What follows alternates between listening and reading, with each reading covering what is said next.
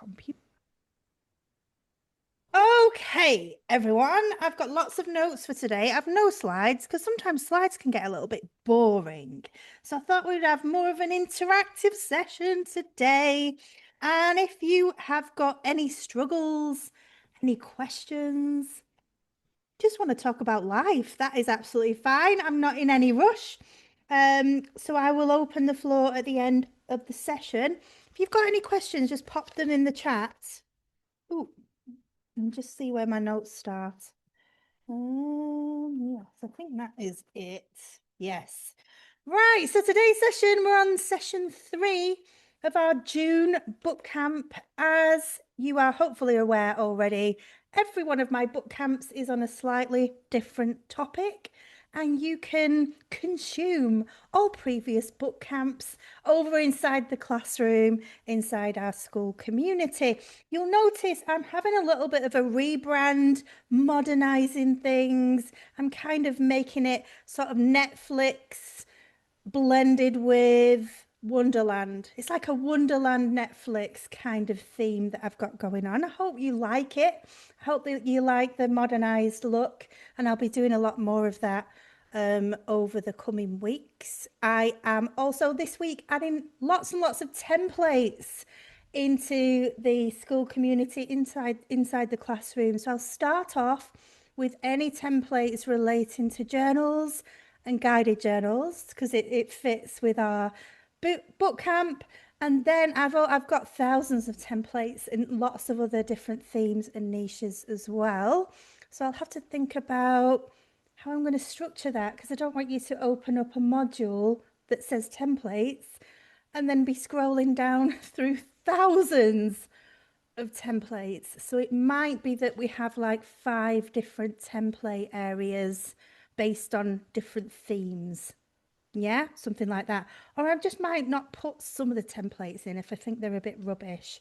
But basically, at the moment, the academy is what I call not for profit. It means that I'm reinvesting any income from this academy into getting resources, getting templates and things like that. I'm hoping to get guest speakers as well over the coming months who can talk to you, like maybe they're experts in public domain publishing, which I haven't really touched. So that would be great for you to hear from other experts in the industry, or an expert on Amazon ads. That's what I need right now. So we could get somebody like that as well to help us all out. So that's where we're at. Today's session is all about marketing and selling your books. Because I know this is a topic that lots and lots of our book bosses want to learn more about. And I've got a feeling that we want the magic bullet. We want the magic pill, Abby, that's just going to sell all my books and bring them up to a bestseller ranking of like 3,000 out of however many there are. I don't know how many there are actually. It's probably millions. I think when you get a bestseller ranking, I think of like 800,000 and above, you're into income generating territory. I think that's the figure. It was last time I found out, or last time I learned the figure anyway. Yeah, put your any questions you've got, put them in the chat, and then we can do Q&A at the end. Right, so let's get started. Let me know in the comments one way that you think that you could sell and market your books. Let's start with getting our brains active. Tell me one way that you can sell and market your books. And actually, you might come up with some ways that I haven't got down here in my notes. You know, this is the beauty of us all getting together. We can like brainstorm, can't we? Oh, this is a new one. Etsy. I've not got that in my notes for sure. Can you put books on Etsy? What's going on here? Wow, I didn't know you could do that. I actually really didn't know you could do that. Yeah, lovely to see you all. Welcome, welcome. I'm just opening up the chat.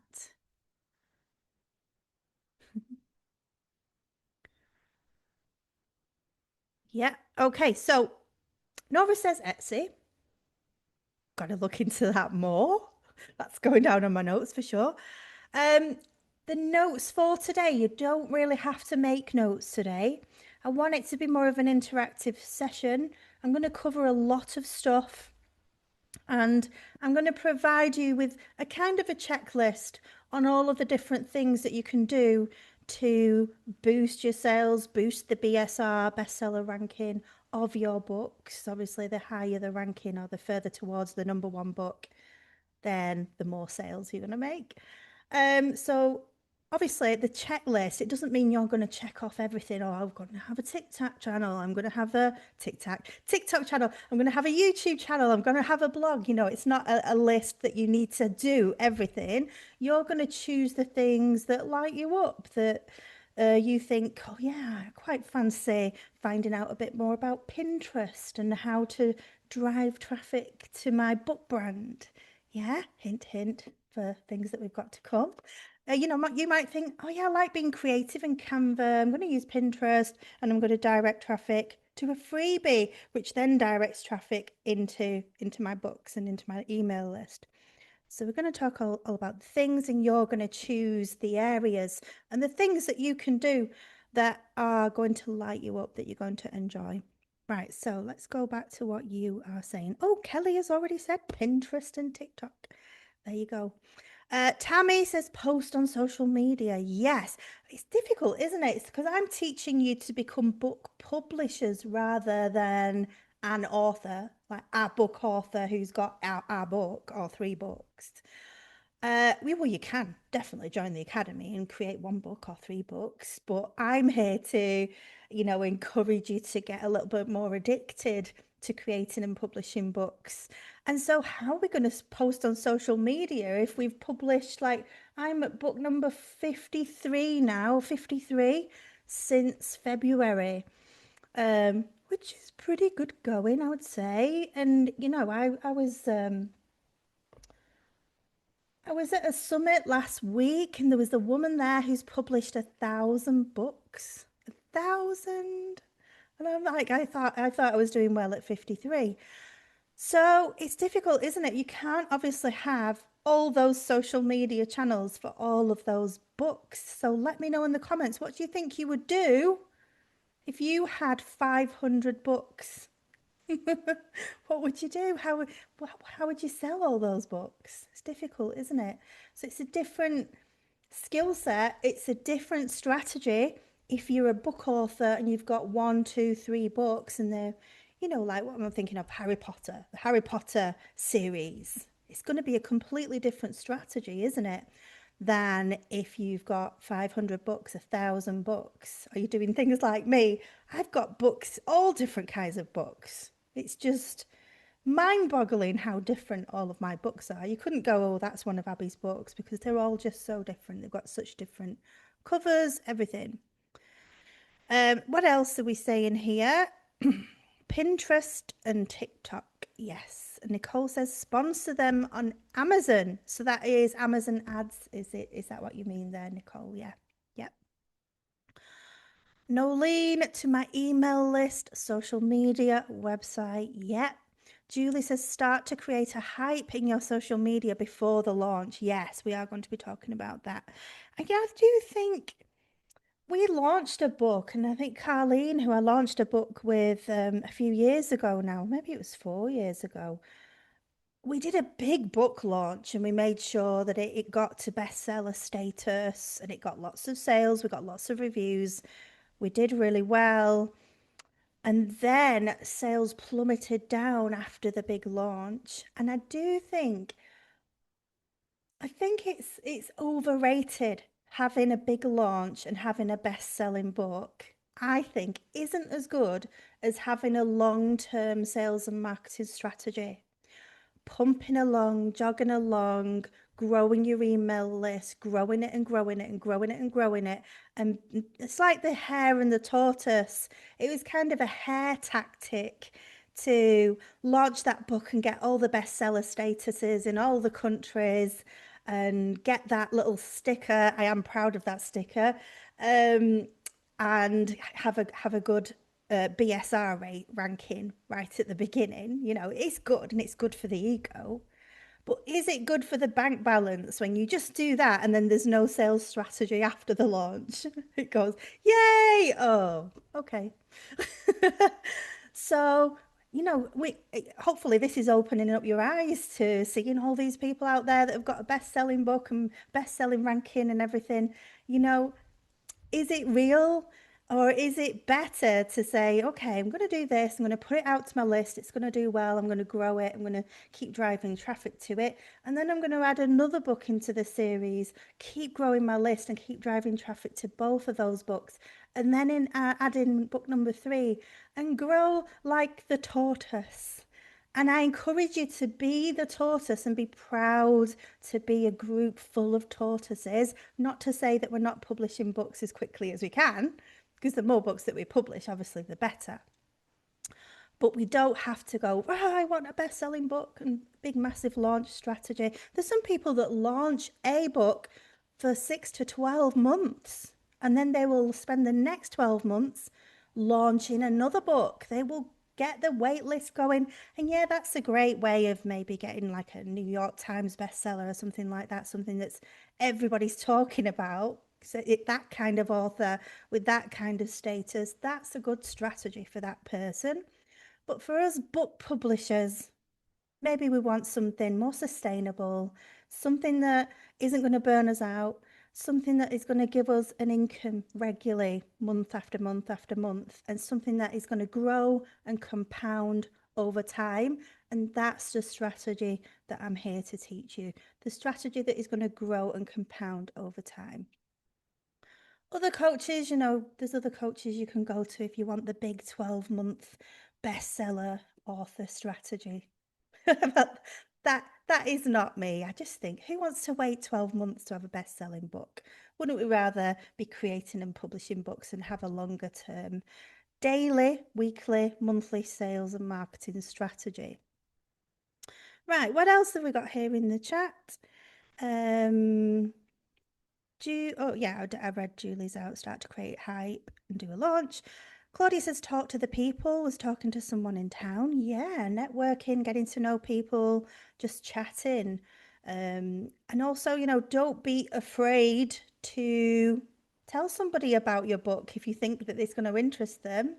Friends, family, anybody that you know, neighbors, people on your social media, talking to people in networking groups. People love to learn about your book and what your book is all about. Michelle says BookTok. Yes, I don't know that much about BookTok, but I absolutely will be diving into that, and I'll probably do a module about it as well. But yeah, definitely BookTok sounds like a great way of getting mass exposure. Amazon also do some promotions that I've seen recently, but it seems to be like the more bestseller books that seem to make it into those promotions. I don't know what you need to do to get your book pushed up into the rankings of BookTok, but we will be finding out. If you're a TikToker, definitely look into BookTok a lot more. Sally says, send a few free copies to some good friends to post on their networks. Yes, absolutely. Nolene says, having my book as my Facebook banner, so it's the first thing people see when they land on my profile. That's great, Nolene. And if any of you have got, if you're coaches, if you've got businesses, if you've got an online business, it's actually a really great strategy to have a free book on your social media. You know, I'm not here saying you have to put your book on Amazon KDP. I'm absolutely not saying that at all. You could have a really great book, a high quality book. One of my older, he's not old, but older coaches, Taki Moore, is a Australian business coach, and he has got an amazing book, and I think it's called The $1 Million Coach, something like that. And he, you know, you can get the digital copy of that for free, but he's gone through all of the ways to make sure that that book is a high quality book. And he's got a really great book cover, high quality professional looking book cover. He's done all of the things on our checklist here as book bosses to make sure that he's got a great high quality book. And he uses it to hook people into his business. He runs ads to it. get people on his email list, and he's got a really clever way of separating or segregating his audience. Then once they come into his email list, he finds out how much you're earning, puts you into like a different funnel, and then you get the the email sequence depending on where you're up to in your business. Are you beginner, not to 1,000 per month? Are you 1 to 5? Are you up to 10k, 5 to 10k? You over 10k, and you get this completely different, email marketing campaign off the back of that. Very clever, off the back of one book, because the $1 Million Coach would appeal to the beginner and also to the person having a 1k a month and 2k a month and 5k and 10k. So can you see how clever that book is in that it casts the net wide in his audience, captures everybody's interest, captures that lead straight away onto an email list, and then divides everybody out. So brilliant, marketing strategy there. It's a great idea to have that kind of book on your banner. As Nolene says, you can also have a book that's pointing to your Amazon, make some money from your book and have that on your banner. The more sexy that book and the more it appeals to a wide market and a wide audience, as wide as possible within the realms of your own business and your own audience, then the better it's going to do. So if you can make some income from that, then great. I've seen a lot of people also with paid books on their Facebook banners too. It also gives you that authority, doesn't it, and that status by having it on your banners. Let me just see what's next. Yeah, Dorothy says put together a strategic social media campaign. Yeah, and you can actually get AI and ChatGPT to formulate a social media campaign that is specifically designed for you. And it's absolutely great to do things like that with AI, because you can say, this is me, this is how much time I've got, these are the days that I've got time to post, these are the social media channels that I've got. You can have this back and forth conversation with ChatGPT. I always ask ChatGPT to come up with 3 different ways. Always come up with 3, come up with 3, come up with 3 methods, 3 ways, 3 ideas, and then I will choose the one that I like. And I find that I optimize the capability of my AI by asking it all the time to come up with 3 ideas. Even for the journals, the journal prompts, come up with 3 ideas. Claudia says Pinterest. Nolene, yep. So yes to Pinterest. It's a great way of, it's a search engine, isn't it? So somebody's going to search a keyword again, just like on Amazon, get to a piece of value, a piece of valuable content, and then click, and then they're directed to your book or to your author page or whatever. Nolene says Instagram stories. I love stories. I love the fact that they now allow you to have a clickable link. So yes, I think that's a massively underutilized one. Again, don't worry about writing all these things down. It'll all be in a checklist for you all. Yeah, Emily says you buy colouring books on Etsy. Wow. I mean, I've been on Etsy so much and I've just not seen books on there.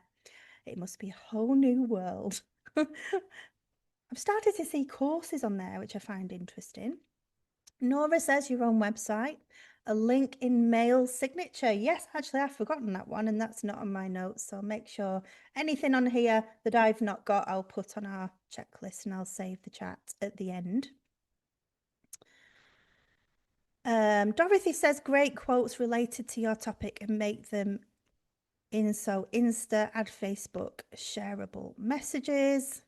Quotes related to your topic, yeah, and shareable, yeah. So it's how does that then lead to your book? Maybe I've seen a lot of people posting on Facebook using one of these colored backgrounds that do get a lot of reach, and then they put like a finger pointing down, and then you can put your link or say something else to expand on the thing that you said. So they're putting their hook on the colored background and then expanding on it down below.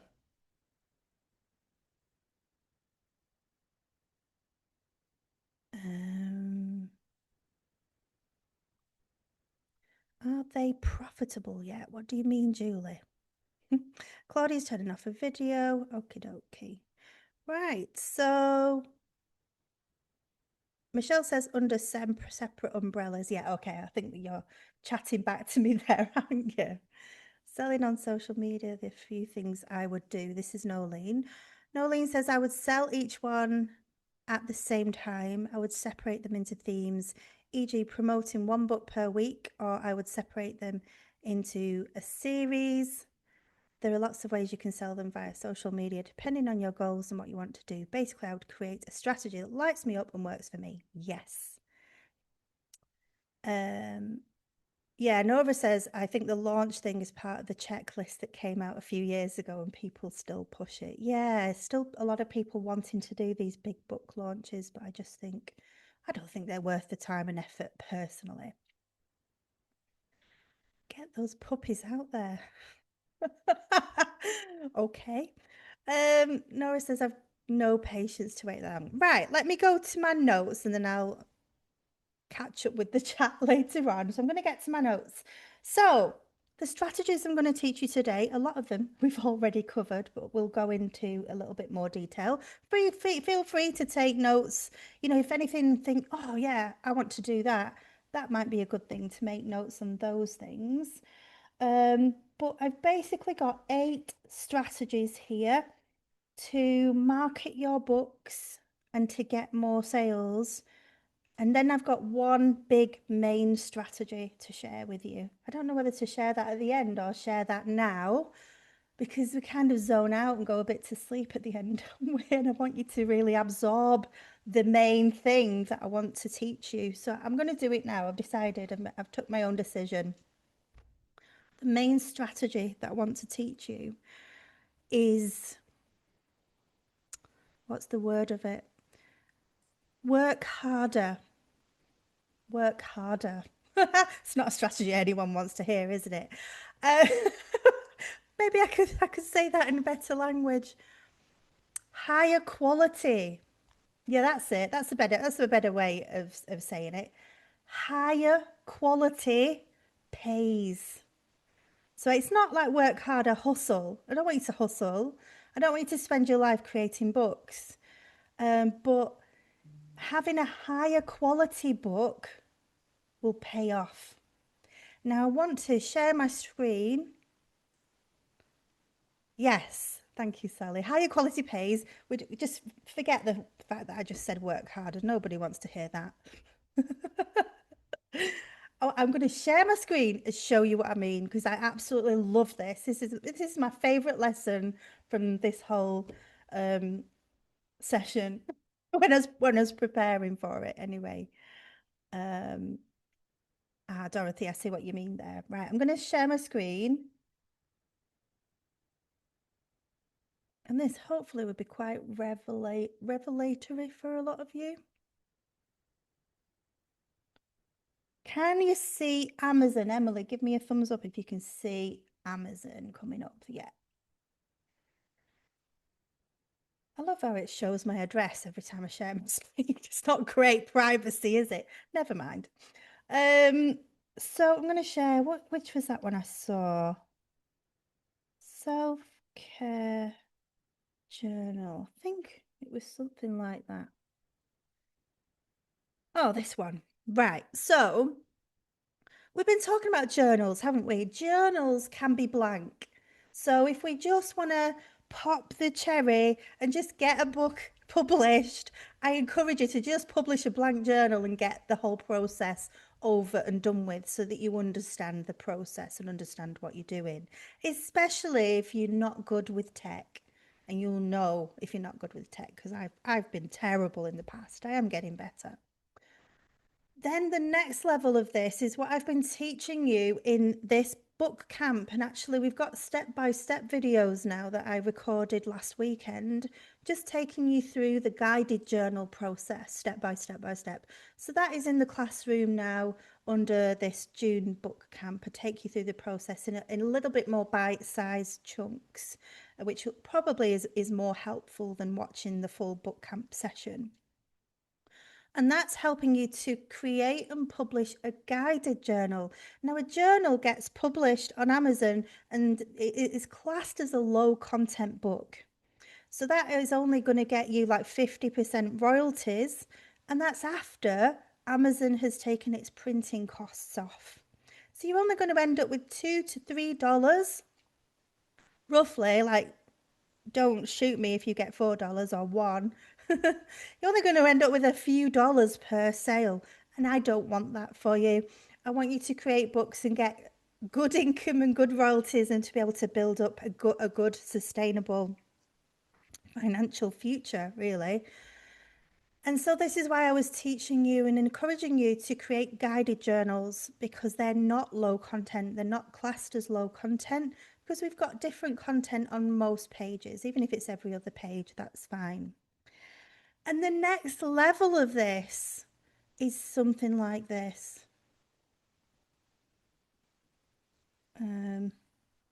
This book here earns roughly $40,000 a month, 40,000. And we can see clearly why that is.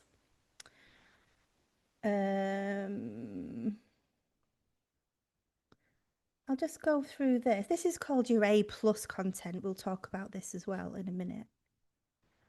So hopefully you can see that. That's the front cover. Pretty appealing, mass appeal, hasn't it? Quite modern, funky, colourful, happy. Yeah, all those good feel words. And it's a self-love workbook. So it's a good thing that it's not black and gloomy and full of grey skies and clouds. Yeah. Then we've got the back of, again, really nice, very well designed.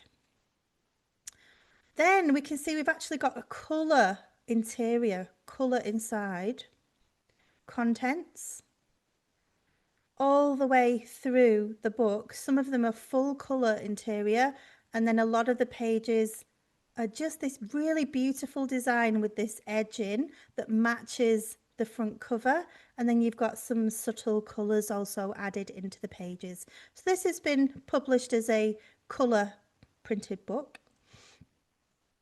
and we can see it's really lovely, and it's going to be a really nice, pleasant experience for people to fill this in and then love themselves again. So they're going to get really brilliant book reviews if they love themselves after they've, filled this book in, and they value themselves a lot more. And so, yeah, so this is the A plus content showing you examples of what the pages actually look like. So my message to you is the extra effort and the extra time that Megan Logan went to create this guided journal is what I call a level 3 guided journal. It's not just a guided journal. It's not just any old guided journal.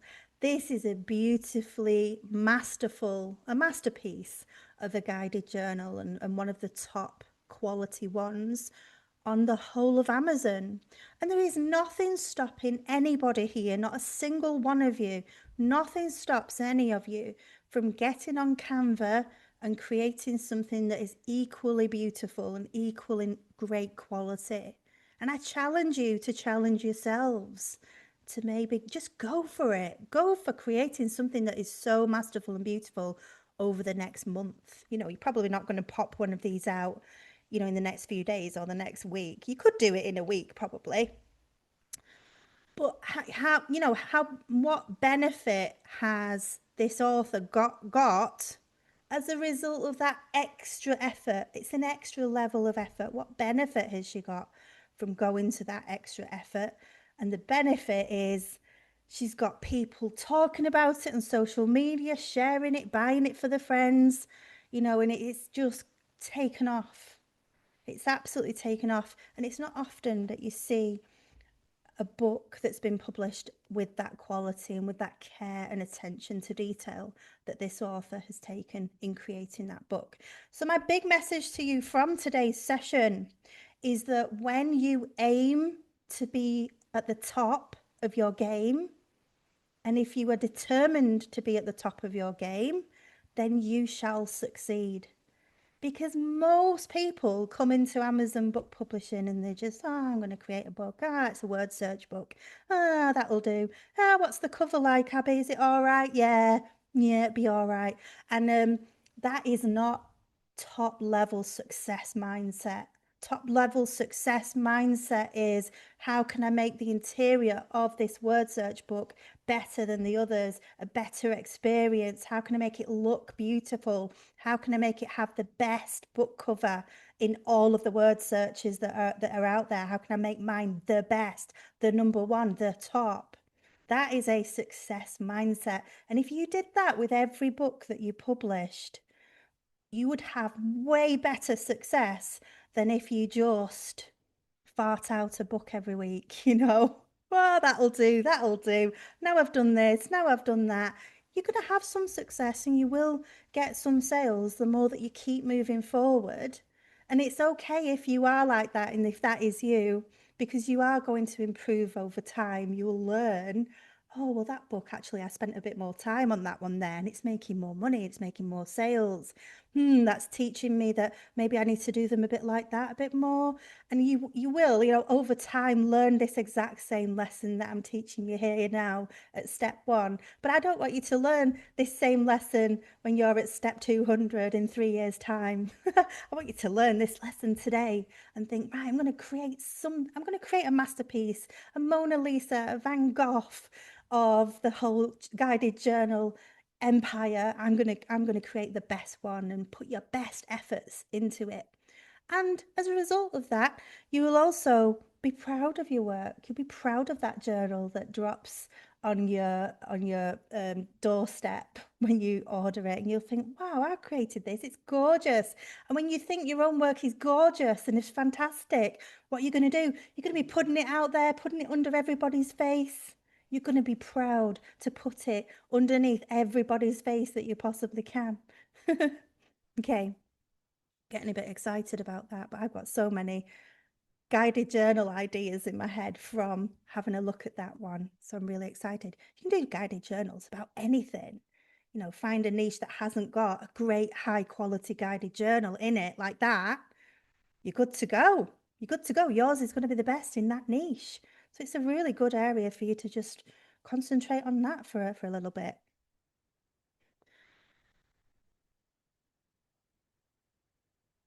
Emily says she does not have a Megan Logan IG account. Yeah, maybe we could look into that. Maybe there's a brand that goes in with it. Or maybe there's a TikTok one. So yeah, I'll have a look at that a little bit more. Yeah, good question there, Christine, on the income that's generated, 888, and how much that would cost to print. It's a good question. I think there's room for that book to be a higher price personally. Right, I'm going to start with the 8 strategies, but that is the main thing I want you to take away from today's session is, just putting in a bit more effort, not hustle, putting in a bit more effort, you will reap the rewards and the benefits of that. And, reworking your cover. When I did my book cover for my guided journal, I think I did 40 different ones because I wasn't happy with any of them. How many people are going to do 40 covers? Someone who is really determined to have a successful book is going to do that. Yeah.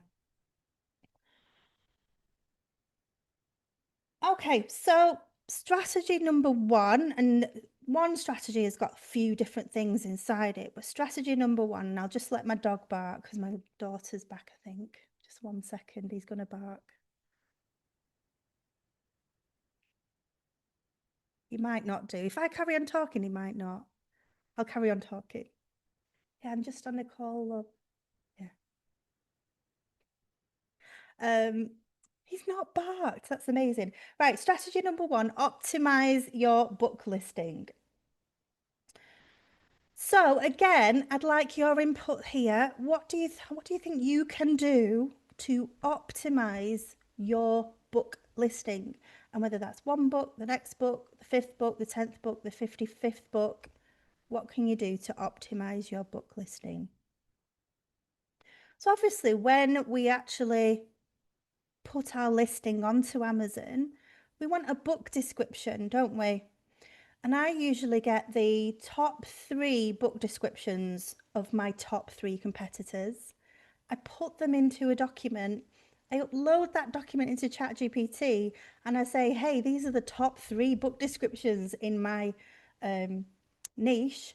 I'm creating a book like this, my book is different to these because please can you come up with 3 different book descriptions, bearing in mind keywords and searchability, Amazon keywords and searchability. So AI already knows everything about Amazon searchability and keywords. AI is the best person to, or not person, the best place to get a great book description. And if you ask it to give you 3 different ones and you're inputting a document that's got the 3 top ones, then it is going to create you a really great book description, probably better than you could create yourself. And this is where Amazon is sometimes a lot better than a human being, or is often a lot better than a human. And then you can pick the one that you like, make sure it's different to the other 3 that you inputted in. Or you might not like them. You might say, I don't like those. I'd like them to have more of a happy, uplifting vibe. I'd like them to be a bit more cheeky and sassy. I'd like them to be more emotional. Can you come up with 3 more that are a bit more heartfelt and emotional? And it will do that, you know, in the space of not even 3 seconds. Yeah. So optimizing your listing starts with your description. And the next thing is, you know, make sure your description looks good to the eye. Have you got some emojis, a little list? Have you separated out your paragraphs? Have you got bold writing, italics, headings, bullet points? Or is it just a load of blurb and it's just a mishmash of sentences all mashed together? Nobody's going to read that. You'll see that the most successful books on Amazon have got really great laid out book descriptions. And you can go to, is it the emoji keyboard? Copy and paste some emojis into Amazon as you're typing it in. Or you can put it into like a Google document and just copy and paste it from there into Amazon's book description. So that's the book description, how to optimize your book listing. Just looking at what you're saying as well. Yeah, Nora makes a great point there. She says not many people optimize the number of characters that are available. And actually, I don't know offhand how many characters are available, but you can find that out for yourselves. And yeah, absolutely carry on talking about it. Maybe you could leave a review that somebody said about that book, you know, or something like that, and use that whole space rather than just writing a few sentences and thinking, that'll do. Remember, that's not the success mindset that we want to have. If you're a stubborn person like me and you're like a dog with a bone, once you get your teeth into something, you're going to have success with Amazon publishing. That is me. If that is you, you're going to be fine. Abby? Yeah? There are a lot of characters. Yes, I think it's Oh, almost 3,000. And I wow. know that based on other, as you said, I copy pasted the 3 descriptions of other successful travel word search books. Brilliant. ChatGPT came up with something, and I'm like, you're only using a third. So I went back, you're only using a Mm, third of the characters. So I came back, and then it was kind of like just over half. And I said, tell more. You know, you really have to yeah. go back because most other successful authors don't use it either. And I just had a quick look at that self-love workbook. Mm-hmm. I think she is not necessarily the one who has that series. Can you maybe share your screen and just search for self-love workbook and then click the for women? Self-care. She does a workbook as well. Self-love, self-love, Oh, self love love workbook, and then the for women. for women. Look in the list. I mean, they all look absolutely the same and they're different authors. I think this is the same woman here, this one, because she sells this one and this one together. But that is by Jordan Brown. Now, Oh, that is maybe then the brand. yeah, and it's not under Megan Logan, Rachel Johnson. part of Self-Love Work and Journal 3 books. Look here, when you click on this, those 3 are together. Mm-hmm. But I see what you mean, that they've got different names. Maybe they're business partners or friends. Yeah, something like that They don't because it exist. says, They might be pen names. I don't know. I mean, you can click on this author and this author here, and then Maybe they've got some. But even beyond those three, Hmm. if you look at the similarity of some of the covers, I Yeah. think it's shocking. Well, this is what people do. They go, Yeah. that book was successful, so I'm going to create one exactly like it. I teach you to create a cover exactly like this, not exactly different, but in a different niche. So you Yeah. might think you wouldn't have the same colours and you wouldn't have the same shapes, but you think, okay, I like that. It's got shapes going all the way around and it's bright colours. So I'm going to do that for, I don't know, what would you have? Like a happiness journal for teenagers. Bish, bash, Mhm. bosh, boom. That will work. But trying to create a similar cover in a similar niche that's going to come up in the same list. No, I'm not teaching you to do that. Don't do that. And obviously, like you say, Emily, some of these other people are doing that. I think this one is okay. It's got, leaves going around. Um, I found even a yeah, more you found. similar one. Yeah. But in terms of having those different authors, it may be that they've come to an agreement where they've said, these three go really well together, guys. What do you say that we all market our books together as a three and we share the royalties? Because actually, the more exposure you get to your book, if two other people are exposing your book for you as well as theirs, you'll actually, go higher and higher and higher up in the rankings and end up with way more royalties than if you were just trying to promote your own book. So it can be beneficial to pair up with someone or go in a three like that. So that's what I think that they've done there. It makes sense. There's other people that are doing similar things. And if we think about the For Dummies series and the Idiot's Guide series, that's a similar concept. The For Dummies series, they own the brand and then they just get authors to create the books for them. And like an author might be really good at, I don't know, SEO marketing. So yeah, they will have one author doing a few dummies books on SEO and then another author doing it on, I don't know, coronary heart surgery or whatever. And then they share the royalties, you see. Right, where were we up to? Yeah, Julie says her book cover is beautiful. I love it too. There's something about it that is just unexpected, but it also is happy and uplifting, isn't it? It's not just like everything else that you see online, although maybe it is now because everybody's copying it. Um, Yeah, good to know that, Emily, that it's 3,000 characters for your book description. Back on book descriptions, very, very important, piece of writing that's going to help your books sell. And I don't think enough people pay enough attention and work hard enough on that book description. Like I say, you can use ChatGPT and AI, but make sure you space it out. And like Emily says, when we use ChatGPT and AI, it's probably going to come up with something too short. So actually, something I've not thought about before until now is that you can ask AI to come up with a book description structure, a structure for your book description. Give you 3 example structures for a magnetic book description.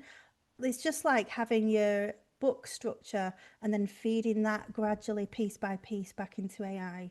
So if you do that with the book description structure and you've got your structure and then you feed that back into AI as a new chat and you say, can you write the first part of this structure? Now can you go into the part 2 and give me 3 alternatives? And now part 3, give me 3 alternatives. I mean, we're really getting into, high level strategy here. But if you're going to really want to create the best book description ever and have that success mindset that we talked about 5 minutes ago, then do it. It's only going to take you an extra 5 or 10 minutes to do it that way. Yes, Christine says, do book descriptions get included in Amazon's SEO? Meaning, should we use keywords all over the description without sounding robotic? Yes, it does, but I would say concentrate more on the readability because you're talking about your book anyway. It's going to have those key search words and phrases.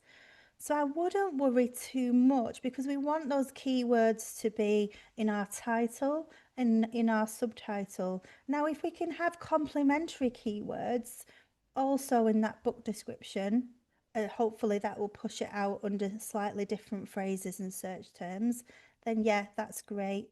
But what is even more important is that it reads well.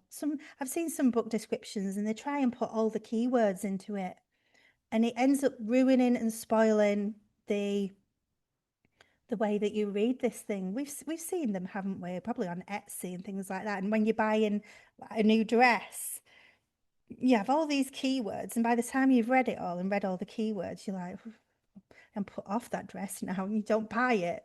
So focus on the emotion and the experience of somebody reading your description, and then think about, have I got enough keywords in there? Could I add some more naturally in, rather than trying to have too many just all bunched up. But great question there. Abby, didn't you previously said that it's best to ask ChatGPT to write an AIDA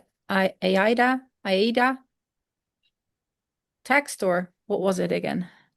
Yeah, I've forgotten what that was, whatever the word is for, but AIDA, you can do that, yeah. Following the AIDA format. Yeah, I'd forgotten about that. Was that for the book descriptions? I think it was. I think so. I think that's what you said, and that's the prompt you gave in the, it was in last month. Prompts. Yeah, it was last month's book camp. Yeah.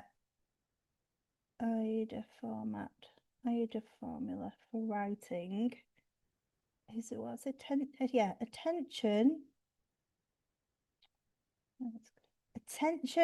interest, desire, and action. Yeah, that works, doesn't it?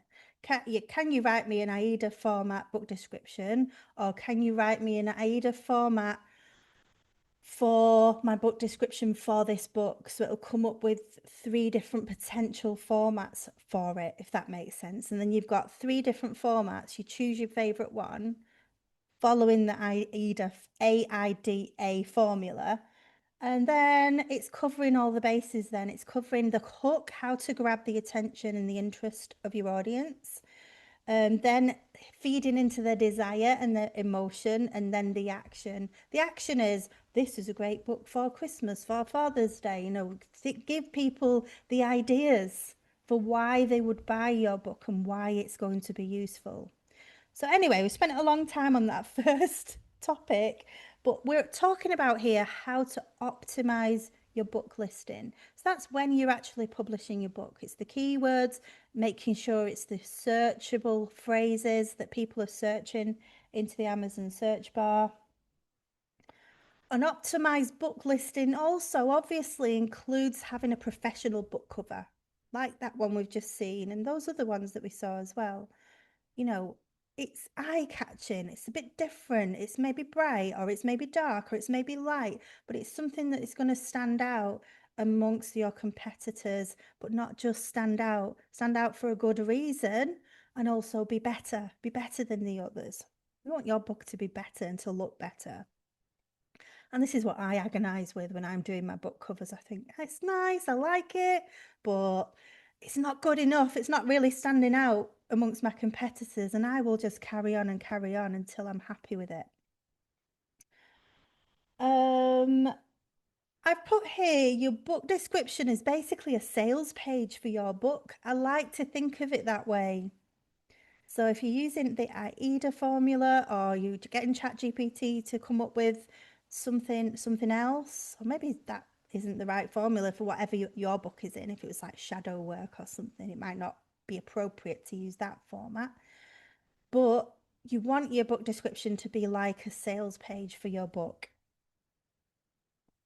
You want it to also add all the features and the benefits of your book. A lot of people, they start, it's like a sales page. When we're putting an offer out there online, we start talking about the modules and what we're teaching and what's inside each module, and nobody cares. They care about the features of the benefits and the outcome. So we want to, again, it's like a sales page. We want to talk about the benefits and then the outcome that they're going to get out of it. Yeah, Emily's saying Etsy fees are lower than Amazon. That is one of my points, actually, I'm going to come to, is that you don't have to keep your books on Amazon. There are other platforms that you can put your books on. Yeah, must save this chat and go all the way through it. What else have we got here? So we talked about the structure and making sure it's nice and easy to read.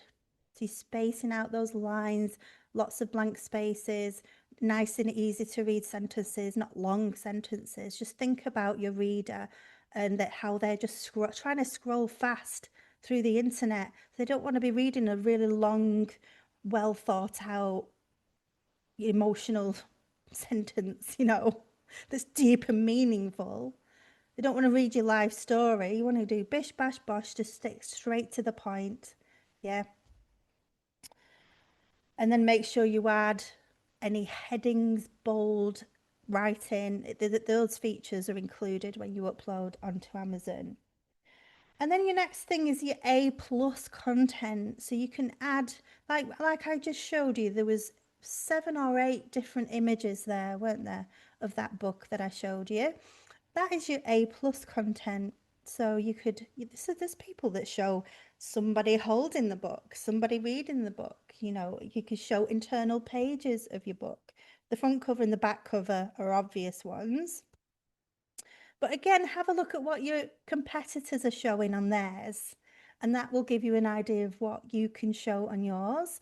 And then think about, what is it missing? What could I add to this? What are they missing? And what would make it even better if they saw the table of contents. Sometimes it is one that people show. I was going to give you the link to the Amazon KDP guidelines, and I didn't get that link. So just make a mental note. I will put it with this video when I upload it into the classroom. But there are really great guidelines in Amazon on how to upload your book and how to optimize your listing. And that's where we can really start when we're thinking about sales and marketing techniques. If we've not uploaded our book in the most optimized way, then we're going to be working really hard doing SEO and getting our website and, trying to do social media and trying to, imagine we had a bad book description and a really bad book cover and we've not optimized the upload. And then we went to do Amazon ads and we think, Amazon ads will save the day.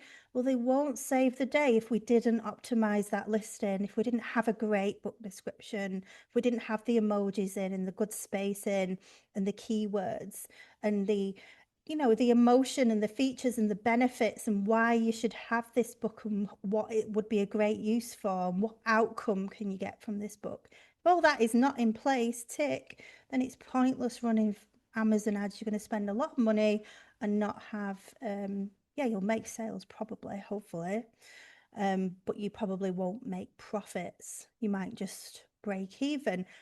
Just going on from that, if you do break even from Amazon ads, it's no big deal actually, because you're going to get more reviews, the more sales you've got. Even if you break even, you're upping your ranking. If you were to break even on a book for 12 months, you would probably be crying into your soup and thinking Book Boss is the worst membership you've ever joined, right? But the next year, because you've had so many sales and you've got so many reviews, you wouldn't need to do so many ads. Yeah, and you would start to make sales and you start to make a profit in year 2. There's lots of businesses, aren't there, that don't make a profit for a year or 2 when they start their business. So maybe that's a great strategy, is to pump money into ads, have it balance in the books for a year, and then think, in year 2, I'm going to start to make profits. In year 3, I'm going to have even more reviews and we'll make even more. That relies on the fact that it will balance and break even. If you've got a really bad book description and a crappy title and a really shitty book cover, you're not even going to break even on those Amazon ads. So the moral of the story is high quality wins. Work harder. Work harder. Oh, I'll never forget that. The next thing I've got on here is an Amazon author page. You can see them when you click on the authors. It comes up with the name and tells you a bit about that person, even if it's a group of authors, even if it's your publishing name, your company name, your brand name. You can publish your books under several names altogether, and create separate pages under all of those. names and headings. So Abby Cornell, and you can have, I don't know, Grey Cat Publishing, and then you can have a contributor if I had a contributor as well. Oh, very important one here. So we're still under this first heading of optimizing your book listing. Optimizing your book listing is also getting book reviews. So here in Book Boss, we have a book reviews spreadsheet. And the idea is that you promote, you publish your book under a promotion as free as an ebook. And you can do that when you first publish your book. And then you get your fellow book bosses to download your ebook and leave you a review. Now they're going to have to physically go through, I think it's 75% of your book or something like that. I've forgotten the figure now. 70 or 75% of it before Amazon will accept their review. Now I've done it where I've just flicked through it and not read everything. I've just scanned a few bits that I was interested in, because you can't physically read everybody's book. But if you want your review to be accepted, that is what you need to do. But your fellow book bosses are not going to be inclined to want to leave everybody a review. You know, we're busy and we've got lives to live. And the whole part of this membership is that we leave each other reviews as well, and that we help and support each other. Because as soon as your book has got 10, 15 reviews, it's going to sell way better than if it's got none or one or two. So what we have to do is network with each other, get friends with each other in this membership, and go, Nicole, would you mind downloading my book? It's free. Would you mind giving me a review? And if Nicole doesn't give it me, I go, Nicole, did you do that review? I'm really sorry, and I'm sorry to bother you, but I'm just ticking everybody off, and I'll definitely leave you one as well. And, you know, we're going to have to just go to that extra effort. Again, we're going back to that first thing that I said, going back to that extra effort just to make sure we get our 10 or 15 reviews, because that is going to massively help you make more sales. Yeah. And we are like flying on the cusp of what is allowed on Amazon here by doing this. But the idea is that we've got two accounts. We use one account for leaving a book review, and we have one account for our Amazon uploads. Yeah. And that's how we stay safe and we don't get our Amazon KDP account shut down. Not to say this is not allowed. What Amazon don't like is me leaving Nicole a review and Nicole leaving me a review on the same day. That's what Amazon doesn't want to see. Or all of you leaving me a review on one day and me leaving all of you a review on that day. That's the things that Amazon is not happy with, because there's people setting up companies and bots that are doing that. But we are here in a membership just supporting and helping each other, and that is okay. So reviews is really important, and also asking friends and family to get your book and to support you and leave you a review. Don't be afraid to ask your friends and family. People love books and they love to buy books. It's not like, you know, you're asking them to buy your big, massive, high ticket coaching package, is it? They're going to actually have something that they're probably going to like. You know, maybe not relevant if it's a pregnancy journal and you're asking your dad to help you out. You know, he probably would. Okay, so that's number one. I hope you've got a lot of tips there on optimizing that book listing. I hope you can understand how that helps you make sales down the line. If you've put that groundwork in, you've built that strong foundation on the upload, all the other things are going to go a lot smoother and a lot easier for you when I go through these other 7 things, which aren't as long actually as that one. Well, that is the main one that I want you to think about. The first thing is work harder. What did I say? Higher quality pays off. And the second one, optimize your book listing as much as you can, including that book cover. Be like a dog with a bone and make sure that book cover is gorgeous. I know people have uploaded like 100 books and are hardly getting any royalties. And when I look at them, all of the book covers, they're just not good enough. And I don't want to have to say that inside the membership. It's this low ticket membership, isn't it? And I'll go, oh, your book covers are just not good enough. I'm not going to say that. I'm not going to say that. Hopefully, you've got your own eyes and you can see what your competitors have got and you can make that judgment for yourselves. I'll give feedback, obviously, if anyone wants feedback on a book cover, just make sure you upload your competitors and ask me for feedback. Right, so the second thing is to build a mailing list. Now, what do we think when I say build a mailing list that'll help you with book sales? This is what I think. I think, "Oh, I want book sales now, though. You know, building a mailing list going to take me ages. I want loads of book sales right now." This is a long-term strategy. But I went on a podcast. It was when I first started my business, and I got 1,000 people on my email list from one podcast interview. Yeah, I've kind of struck gold with that. um, but you know, I would have made lots of book sales if I'd have then got on the email list, sent them all an email saying thanks for listening to the podcast. Hope you enjoyed it. Here's my book. You know, to carry the conversation on a bit further. Yeah, I'd love you to support me with this book. I would have got loads of book sales, so it can be worth it. So what we can do is put a little, what is it called? That little thing, a little square thing. What is it called? It's a QR code. QR code. You can put a QR code on one of the pages in your book, or maybe the internal cover, maybe page 1 at the bottom, and then maybe an email, an easy email link for a freebie. Make sure it's easy for them to type out. So you don't want this long, massive link in people to be trying to type out this long hyperlink.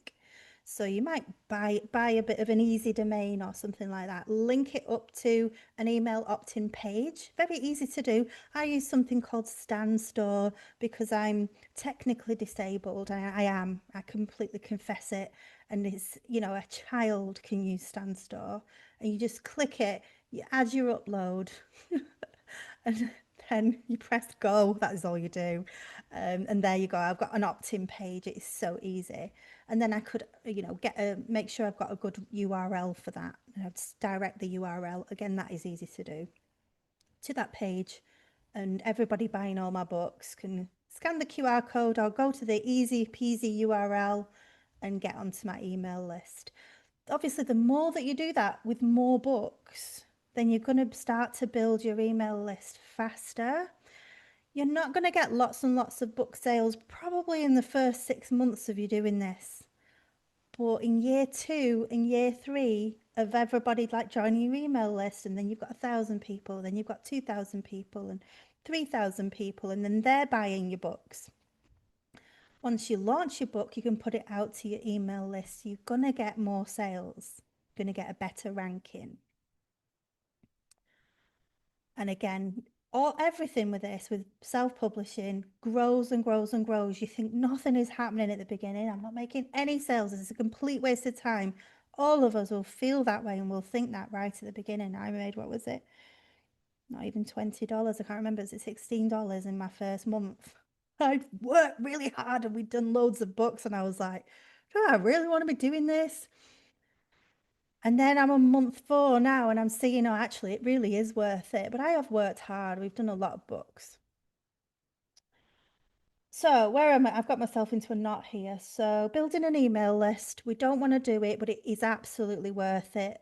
If you don't like the tech, I can do a tech training of what I do, but unfortunately I can't do tech training of every possible package and software out there. You're going to have to Google it, look on YouTube, go to that, whatever software you're using, go to their help sites and whatnot and work it out for yourselves. But you want an easy URL leading to an opt-in page. You can have one that covers all your books. So you might have like an umbrella brand, say Book Boss. And then under that, I've got all these books here and these guided journals. I've got these word searches. So you could use the same one as the opt-in. Think about an opt-in that a lot of people would like. Yeah.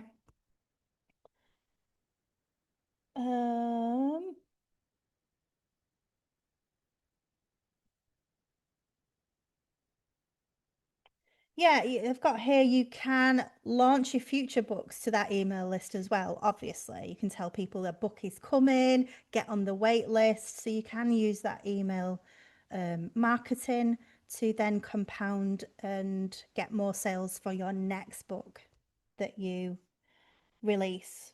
So, and like I say, some people do that for months and then they take months to release the next book. But when they release it, it gets lots of sales and they get that nice little bestseller sticker. The next one, so that's number 2, building an email list. The first one was optimize your listing. Number 3, we've got content marketing. And obviously, content marketing covers all social media channels. And you can't do a social media channel for every book. Or even if you're like me and you've got a few different brands in a few different areas, you still can't really do a social media channel for each one. I would choose a favorite and get to a point where you've got a favorite or you've got your books in your name. That's even better. If it's in your name, it is a lot easier to have your social media channels and for you to be talking about your next book and your next book series. That probably is easier. I've not done that because I want to sell my Amazon account in the future. And I can't sell my Amazon account in the future if my books are in my name, because they'll be trying to publish books that say Abby Cornwall on them. There's people selling Amazon accounts for millions. That's going to be me. That's going to be me. And then I'll be sailing around the Caribbean. I've took myself off track again now. What are we on now? Content marketing. Okay. So remember I showed you this book? Hear Your Story.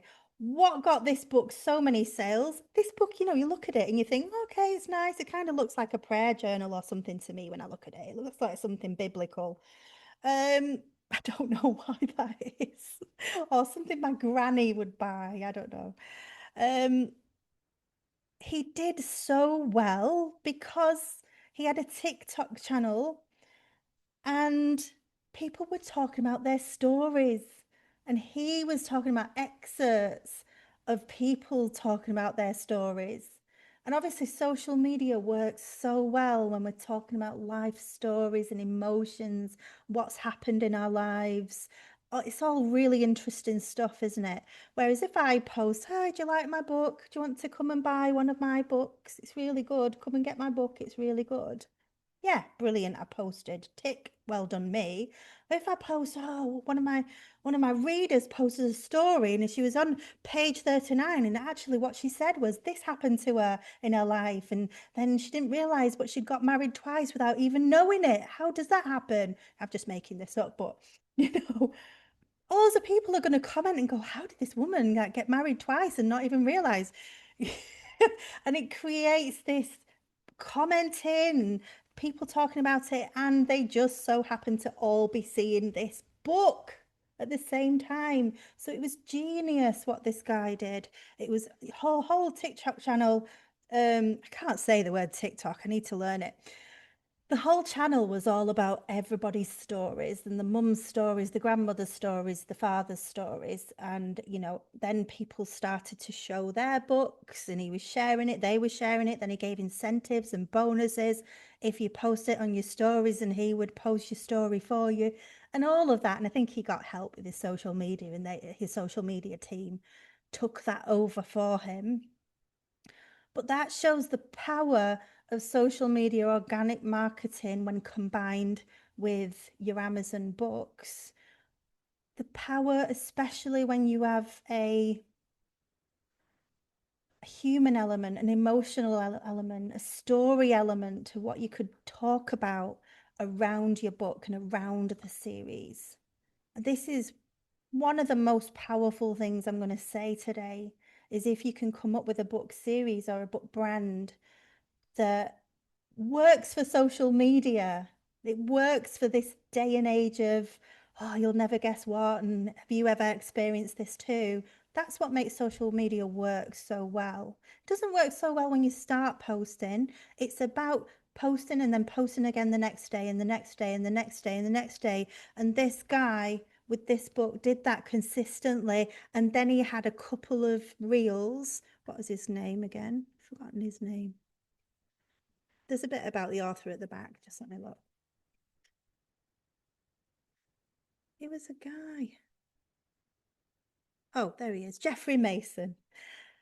He had a couple of reels that just went viral. And we talk about, oh, I want my reels to go viral. But the product of his two of his reels going viral was that he then was making over 6 figures a month after that point, because so many people saw that book all in the space of 24 hours. They all wanted to buy it, which pushed the bestseller ranking of his book right up. I don't know where it's up to now. Maybe it's up to, it must be less than 3,000 now. It must be about 1,500 in fact. And that gave him the success, the consistency of posting the stories and the chats and the you'll never guess what on his TikTok channel, and then bump, a couple of his videos popped off.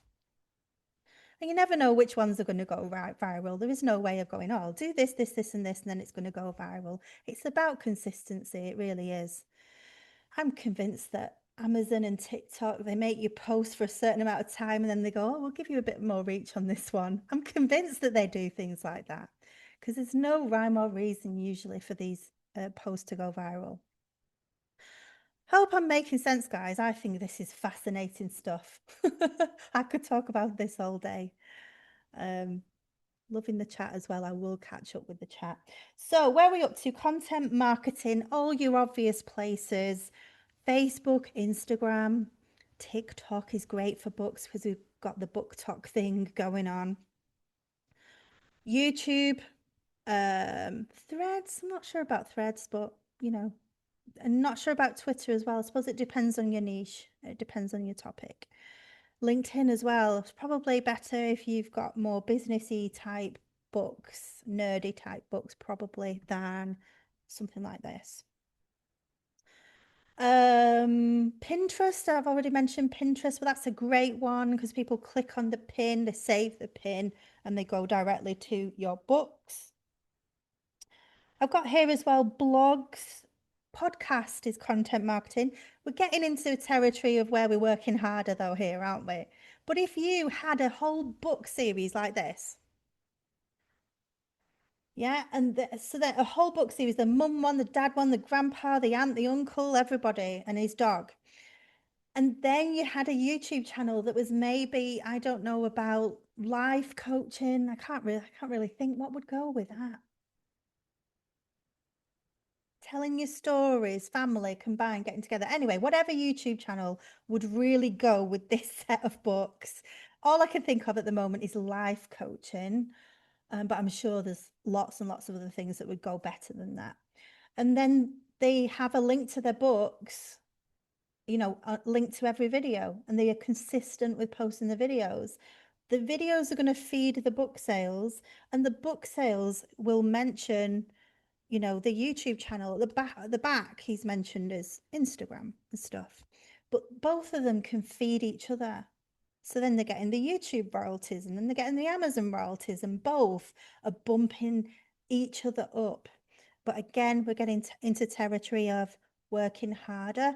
I'm not sure I want to get into the realms of having YouTube channels and things like that for my book brands.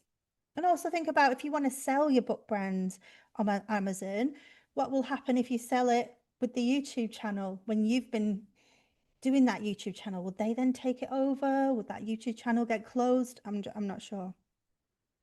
Substack. Yeah, I've heard a lot about that recently. AI content. Obviously, we've got a little bit where I'm teaching you how I'm doing the photos that I'm doing. I do that because it's just a few clicks and I can have a photo of me in any outfit, in any situation and anywhere, not only in the world, but in outer space too, or any other planet or realm.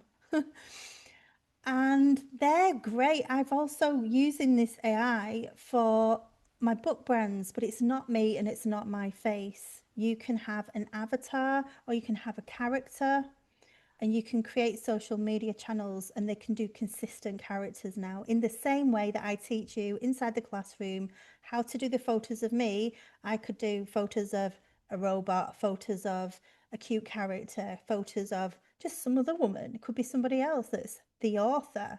You know, you can have a character that is the character for that brand. A lot of people do that, and is absolutely fine. And it's also great for you introverts and who don't want to take pictures and do your makeup and do your hair and be showing your face every single day. In a way, some people go, oh, yeah, but you're showing yourself online anyway, Abby, using these AI photos. But I feel like it's easier, and I feel better about showing the AI photos than I do about showing actual photos of me. I feel better. And that's just the part of me that just likes to hide under a rock. And I just think, well, if I feel better doing it this way, yeah, show some photos of me at the weekend or whatever and what we did. Um, but if it makes me feel better and it lights me up, then there's nothing wrong with that. And in the brands that I'm building for my books, they're great. They look really cute. I really love the social media handles. People are loving it. You know, there's nothing wrong in doing anything you want in social media. And damn to anyone who says you shouldn't be doing that. And why are you doing AI photos? Why don't you just show your natural beauty, Abby? I'm like, meh. Yeah. Okay. So that is content marketing. Introverts unite. Yeah, absolutely. People think, oh, you're not an introvert, Abby, because you run all these training things and stuff like that, but I absolutely am. Um, so social media, I think, is one of the most powerful things that can help you to sell your books. And with what I've forgotten his name now, Jeffrey, whatever he was called, he has now got people running his social media for him. I saw an interview with him. As soon as his books completely took off and he was earning consistent great income, what is it, 300K a month, he got whole social media teams to take over his entire social media for him. What a beautiful position to be in, isn't it? And so you don't have to do that when you get to 350K per month. You can do it when you're at 5K per month. You can get really great helpers and using AI tools as well, especially to 10x your visibility and drive traffic to your books, your book brands, your book publishing brands. No worries, Sally. I won't be much longer anyway, but yeah, I'll put the video back up into the classroom in about an hour after we've finished. What am I up to now? They get quicker and quicker now. Number 4 is, and obviously we can't do all these things, can we? We're going to optimize that upload, all of us, in every possible way. We are going to optimize the upload. But the rest of the stuff, it's just, you know, what do you take a fancy at dabbling at? I encourage you all to have an email list, because you can actually use that for any of your businesses, brands, or any iterations of what you're doing. So number 4 is leveraging other audiences. This is what I did when I went on that podcast. Then I gave a freebie and then I got 1,000 people on my email list. Amazing. What I don't do now is find podcasts to appear on, and I should do. There's Facebook groups that you can go to that are looking for people to interview. So that's a way of leveraging other audiences. Bloggers, Facebook groups, influencers, podcasters. What I find is people come to me and they go, oh, we should have a collaboration, Abby. And they're a complete beginner and they've not even got one person on their email list. And then I'm at a place where I've got like 6,000. We need to collaborate with people who are at a similar level to us. I think too many people try to overshoot the possibilities, and you know, I'm not here to dampen anyone's day, but yes, try to move up and everything like that, but do more rather than overshooting and getting a load of rejections and no's, because it's not going to feel good to anyone. And when people interview you and you collaborate with people, that you know they can show their thing and you can show your thing, and it's a win-win situation for both of you. But you do need to start with 2 beginners and then 2 intermediates and then 2 advanced people. Usually that's how it works. When you collaborate, try not to collaborate with somebody who's doing exactly the same thing as you. Yeah. So if I was, I don't know, writing a book about AI books, how to write a book with AI, ideally, I don't want to collaborate with another coach who's doing how to write AI books, because we're direct competitors in a way, even though, it depends what you think about that. But it would be better for me to collaborate with somebody who was like an Amazon ads expert or a low content books expert. And so we would do an interview or whatever, collaboration. They would have their low content book freebie, and I would have my AI books freebie. That would be probably a better way to do it. So if this does take work, but it's well worth the effort, you see, the effort put in equals the gain that you get back out. If you can get a few hundred people on your email list from one little interview, well, it would take you weeks, wouldn't it, to get a few hundred people to opt in to your freebie on your social media. And the same with your businesses and everything. It's worth it, just having that little bit of extra effort. And that moves me nicely into number 6, which is related to this. Actually, this is number 5, sorry. That was number 4, leveraging other audiences. And number 5 is speaking engagements. So it's very similar, it's related, but speaking engagements is more like you're speaking at a summit. You're speaking at an event, you're speaking on stage, you're speaking at a networking group even. There's large networking groups, and you get an opportunity to speak at those as well. And again, you can drop your freebie, and it can be a link to your book or a link to your email list. With that, I've had a lot of success with summits. I ran a crazy summit called Coach Fest, and I had all the coaches speaking at the summit. I was the lead of it, and I had all of us growing it. All of us. I literally whipped the whip 3 times a day. Have you grown it today? And that was my job, to make all of the speakers grow it. Most people go, oh, yeah, I'll post it on my social media a couple of times, and you don't grow the summit. But I was like a dog with a bone, because that's what I am. And I was sending them a message 3 times a day. We really want lots of people in this summit. Have you grown it today? Have you done these tasks? They only take you 30 seconds. And I was in their inbox 3 times a day for about a month. But we all gained from the collective of then having 3,500 people that we had all brought into that summit. And if one of us had done a summit, it would have been whatever that is divided by, how many speakers did I have? I can't remember. Oh, it's about 30. It was about every day, I think it was. So it was well worth the time and effort. I would never do it again, actually. I'd say it's well worth it. I grew my email list, visibility, sold my offers. It was really great. I would never do it again, but I'm glad I had that experience. But that was a speaking engagement, and that shows that if you put a little bit more effort into the thing that you're doing, you get a lot more out of it. A lot more effort equals a lot more outcome. Number 6, we're nearly at the end now, and this is really, really quick, and that is your SEO. And I think that was mentioned by someone. I think it was Nora or someone else. SEO for your website, your blog. Make sure you've got your keywords in there. Make sure you've learned how to optimize your website, your web page, your blog, how to optimize it the most. Put yourself on Google, do all those things. You'll need to research into that, because it's not my area of expertise. But you want people to find you at the end of the day. And these are things I like, having your book link at the bottom of your email list, underneath your email signature.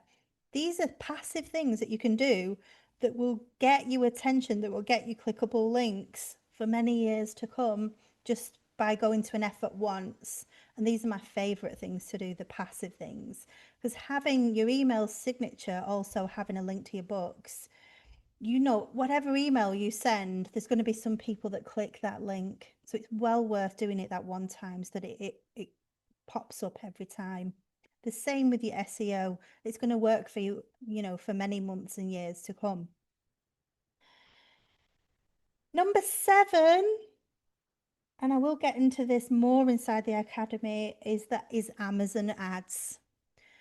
I'm not teaching it yet because none of us are at the point yet ready to run ads. We need to get at least 15 book reviews and have a really good book that is selling before you're going to run any ads. It's no point, listing a new book, having no reviews, and trying to run some ads to it. You will just pour that money down the toilet straight down, because we buy books based on, has it got a 5-star rating? Has it got good reviews? Very rare that we're going to buy a book that's just popped up that has got no rating, no reviews, no nothing. It might be on offer, it might be a special promotion. It can work, but in terms of me doing some training on this, I want us to really focus on all the other things first. Have a book that's selling. That's the book that's worth, running ads to. And that's what I'm dabbling in now and trying to juggle. Like, what we've got 8 ads now running. Some are working, some are not, some work, then they don't. It's a bit of a minefield, to be honest with you. But you have to have a good book with a good cover, optimized listing, all of those things in order for it to work.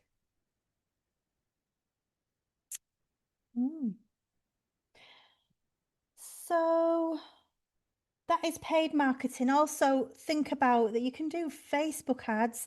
What's great about Amazon ads actually is you don't pay for the ad until somebody actually clicks inside your book. And I don't think Facebook does that. You pay anyway with Facebook and Instagram, probably with TikTok, probably. I'm not sure about YouTube, but that's a really good thing about Amazon ads.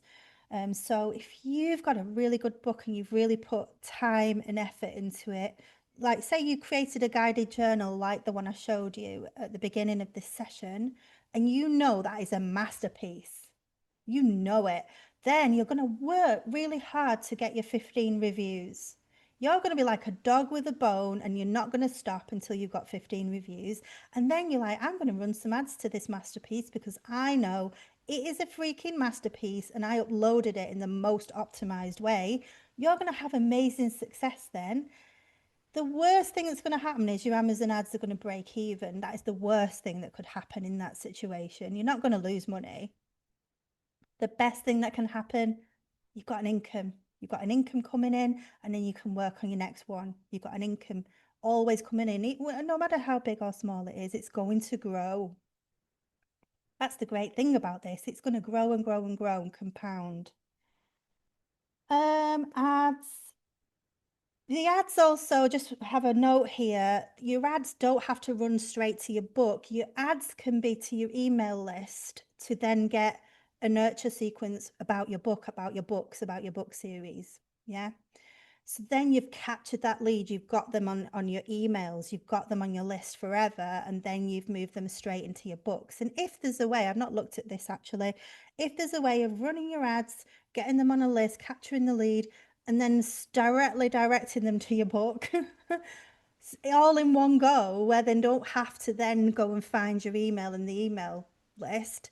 If we could do that all in one go, then that would be the best possible situation. And I think you can do that. I've seen Facebook ads and it asks you to enter your details and then it takes you to the page. Yeah, so you possibly would lose some people who are not then filling in that page. Claudia says she's starting to get overwhelmed. There is a lot of things. It's like sales and marketing of books. Do I teach you all the things, or just do I just pick like 10 things to teach you? I'm just going to teach you all the things, put them all in a list, and you can choose the things that you want to give a go. What you want to give a go is optimizing your upload, getting your book reviews, and building an email list. Those are the 3 things that we want to be really focusing on. And then the last thing on my list is thinking about your launch plan for your next book. But like I say, this isn't a big deal for me. And I think it was a big deal a few years ago. And there were special book coaches that help you launch your big bestseller. I'm here to help you have volume, to have a great financial income that's growing and compounded over time. But if you can launch a really great book and you're spending a little bit of time making sure it's optimized and making sure it's a really high quality book, then you might as well spend a few weeks getting a bit of a wait list going and telling people something good is coming. You might as well do that. Don't be afraid to promote and talk about your books if your books are in your name. Don't be afraid. Don't be afraid to ask people for reviews, for help, for support. I'm sure you would support anybody who came to you and asked you for support.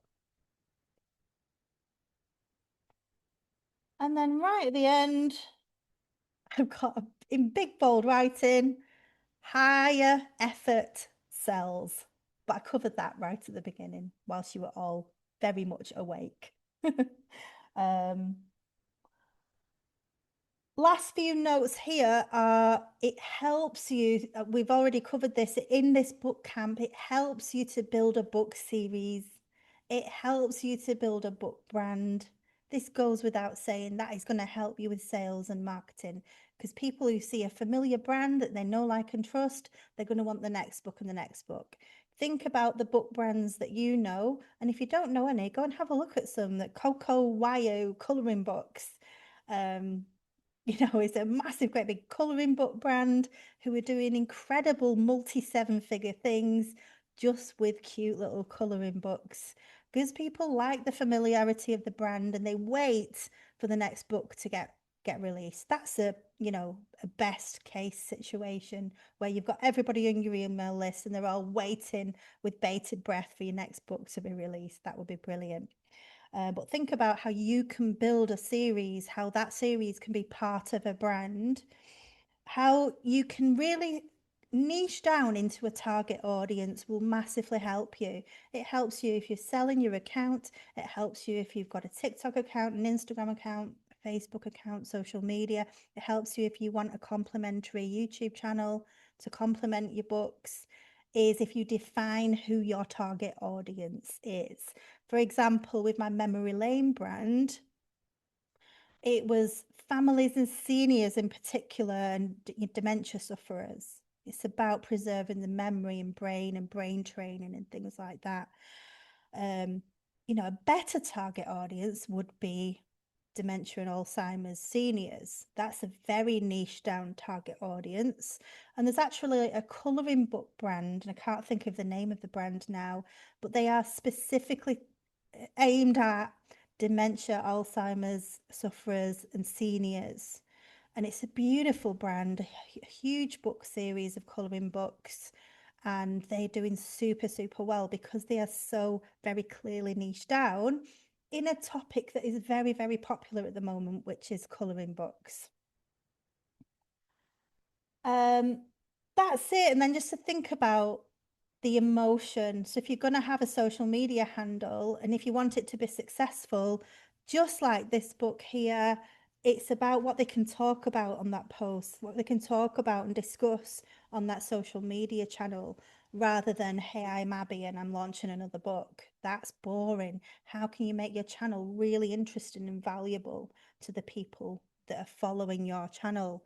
And that is going to massively help your book sales and your marketing and feed and fuel that Amazon algorithm. And then that Amazon algorithm sees your social media channels on your book, and then that feeds back into your social media. And yes, that was a lot, but I'm finally at the end of this month's book camp. I hope that you've enjoyed book camp. I hope that you're inspired by simple things like blank journals, guided journals, and masterpiece journals. I'm the most excited and inspired by the masterpiece journals, and I've got all these plans to spend the next 3 months just creating masterpiece journals in different areas and different themes. So I'm excited about this book camp. I hope that you are. I've got no idea what the topic is for our next book camp. I'm feeling colouring books because I feel like we've not done it and it's a good one and it's fun. So I'm feeling that, and I'm like, oh God, I want you to do really well with these journals and, your non-fiction books, and I want to do fiction as well, and I'm dying to do that. So yeah, I just cannot do this training fast enough, but it will come. And in the meantime, obviously you've got nothing. It's not that you've got nothing to do. You have got so many things that you can be doing. So get doing and don't fall foul to the trap of starting a book and getting excited about another book and starting that one and getting excited about something else and starting that one. Honestly, I've been in that trap many, many times, not just this year, but in other years, because I joined these big, high ticket book creating coaching programs. And I was just starting books and not finishing them and starting another one. And I got it very much caught up in that, never ending cycle. So try not to do that, please. Okay, has anyone got any questions? I'm not in any rush to leave. If you've got any questions, you're stuck. There are so many ideas. Sometimes it can be so overwhelming that you're stuck because it's just like too much noise. But I encourage you to also post in the school group. Some people have posted when they're stuck, and I am definitely the right person to come and help you if you are ever stuck because I will unstick you straight away. Any questions? Christine has got in the chat. Claudia wants the colouring books. Yeah, you'll enjoy that. Christine says, can our new book brand be under one of our existing book accounts? Yeah. Yeah. So I know a book coach, and I've forgotten her name now, but she's got like 120 pen names. It's like insane. So yeah, you can have different book brands, book series, different pen names, all under one Amazon KDP account. What you can't have is more than one Amazon KDP account per person. Now I cheat with that and I use my whole family. So I've got one for training and then we use another two. And I do that because I think, what if something happened to one of my Amazon accounts? I would be crying in my soup for about 6 months. So I just protect myself by doing like one brand on that one and then one pen name on that one, and we kind of alternate and do it that way. And that's just me being paranoid about me be out of control that I don't own Amazon. Amazon owns me. So I just feel a bigger peace at night knowing that it's under two accounts. Tammy, you've got questions. Go ahead. Okay, my question is, does it matter, like when you first publish your book, is there like a small window of opportunity that Amazon will promote it because it's something new? Because like there's quite a few books that I did publish and I kind of was so busy going on to the next one, I didn't launch anything. Is it kind of too late now to go back and try to get reviews, or should I wait now before publishing anything else? Because I've kind of heard that, but I don't know if it's true that especially the first week or two, you should get all those reviews within the first 14 days because you have that special privilege that they'll kind of push a new book. What's your thoughts on that? I think that's old school opinion is about pushing your book in the first 3 weeks will get your book increased and will help the sales of your book. Again, I think, your BSR, your rating goes up and down over time. And so I don't think it helps you at all to get more sales right at the beginning. It is going to help to get reviews and it is going to help you in the long term to get reviews. And you can promote your book when you first publish it. You can promote it right then. Nora, did you say you can promote it again after 3 months, or did I just dream that? Yeah, the free promotion, you can put it for every 90 days. Yeah. Oh, right. So I didn't dream that. That's good. So I would do that and use that time to definitely get fellow book bosses to um help you with reviews. We want to get 20 reviews as a goal. Like be that dog with a bone and think 20 reviews, 20 reviews, because that seems to be the point where books then just start to get seen and make sales and people actually click on it and buy it. Does it matter if the review is verified or not? Do you think that really makes a difference? If it's a verified purchase or just somebody, No, I don't think. The average consumer is really not going to be bothered. They're just going to be bothered about how many stars it got. Has it got good reviews? I don't think they're bothered about is it verified or not. But they do have to have read to a certain point in your book the 75% or 73% or whatever. Mhm. Yeah. And then my next question was, I had published a guided journal and I had created 3 in the series. So I tried to create like a book series, and they emailed me back and said it doesn't meet the criteria because it's the content's low. So how can I do that? Like I wonder if maybe if it wasn't when I published it, the description I chose, do you think I can go back and because how are you getting yours published if it's low content? So my guided journals are not low content. Have you got quite a lot of content in it? Well, what I did was, I think it's a 30-day, if I remember correctly, it's a 30 days. So one page will, like the beginning of the chapter will just describe what we're working on that week. And then there's the next 7 days, there's a question to think about. And then you fill it out for the next 7 days. Then the next chapter or the next week, again, I wrote a whole thing on the first page. And then the next 7 pages again is all guided. And I did that, I think it's 30 days. Mm. But I don't know if maybe I'm the one who chose low content. I could have done that. Yeah, there is a tick box when you upload Yeah. the book. It says, is this low content? I would try and pull that book off and re-upload it and don't tick the low content. But if you have got a lot of pages that there's not much on and a lot of it is blank, I would add a second or a third thing on those pages. Because Amazon, it's just bots and scanning your pages. Is it low content? Have they uploaded it in the right category? Yeah, I don't know if they found it was low content or I ticked off that box, which I can always just go back and, uncheck it. But Yeah. yeah, that's what I was just wondering what is considered um medium content for guided journals. Like for yours, how much did you put in there? I did it exactly like this one. So every page has got 3 or 4 questions on it all the way through. So you see, Yeah. so it's all the way through is different, and each page is different. So it's quite a lot of content, is what I'm saying. Yeah, well, I would look at this book and I would think, that's low content, easy to create. But Amazon is allowing us to publish it not as low content, which means it gets better royalties. See, my issue with a book like that is I journal a lot and I like to write a lot and I don't Yeah, like somebody to box me in and go, here's a question, how profound is it going to be when I only have 2 lines? I By know. the time I finish the 2 lines, I'm only getting to the point in my head of what was going to be an aha moment. So as a business owner, putting your business head on, are you going to go, well, I like these journals, so I'm just going to get, for, 30% royalties because I like it this way? Yeah. Or as a business owner with your business head, are you going to go, actually, this goes through to Amazon's 50%, 70% royalty format, and they let me in it with guided journals like this.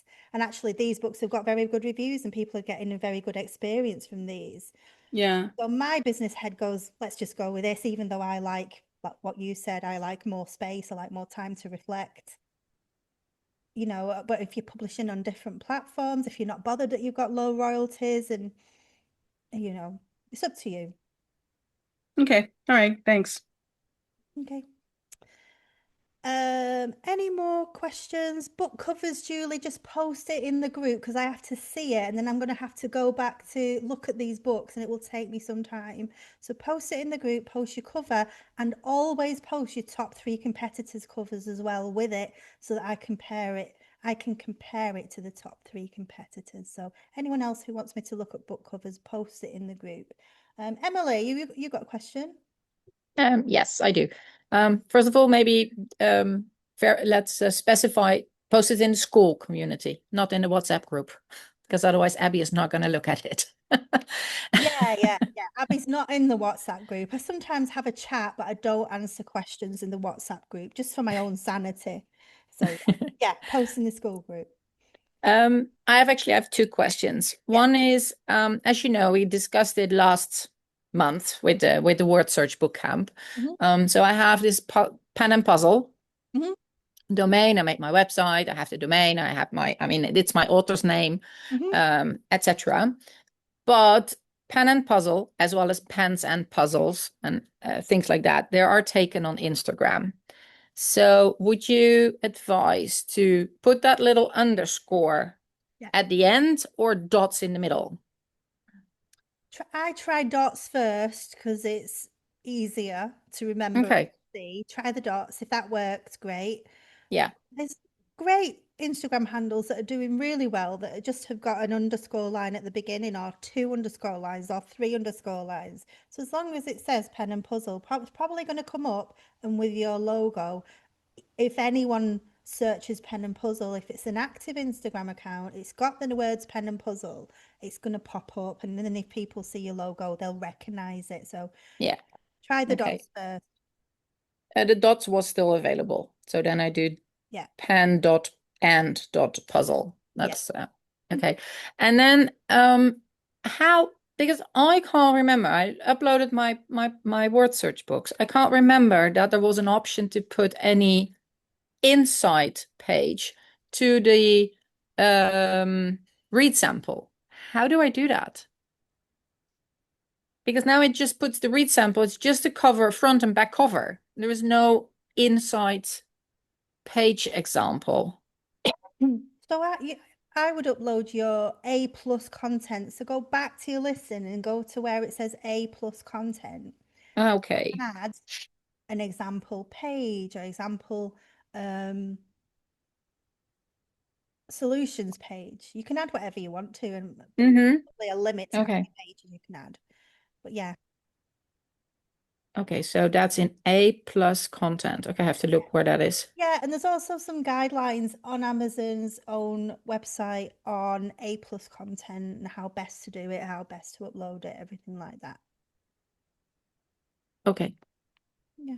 You can make it really pretty, like have your sample on one side and maybe have an image of somebody like doing a word search book on the other side. You know, you can do whatever you want with these, and have a look at what your top competitors have got with theirs. Okay. Thanks. Cool bananas. Right. Any other questions, guys? So let me think. We're going back to daily co-working after this. So book camp is now finished, and we're going back to co-working. Sadly, Lynn has got a lot of issues with her little boy. She's currently in hospital with her little boy. So have a look at the calendar if you want to come to co-working, which I've renamed the Writing Accountability Circle. As Wow. we're having a little bit of a shuffle around, I'm getting Jeanette involved. I'm taking over another session, and we wish Lynn lots of love and lots of best wishes for her son, who's extremely poorly at the moment. And I will be on holidays the next All right. 2 Wednesdays. Yeah. So moral of the story is check the calendar, because maybe Jeanette can't do the 1 o'clock. Hopefully she can. I've not heard back from her yet. And yeah, I'll be covering some sessions as well. And then look out for the next book camp. It sounds like it's going to be on colouring books. I've just got to get it out of my system. Sorry, guys. Okay, lovely to see you all. Thanks for staying to the end. Any more questions? If you're ever stuck, post in the school group, and I will help you. Usually it's in the same day, but if it's like late on a Friday, it'll be the Monday after. All right. Bye. Mwah. Save chat. Done it.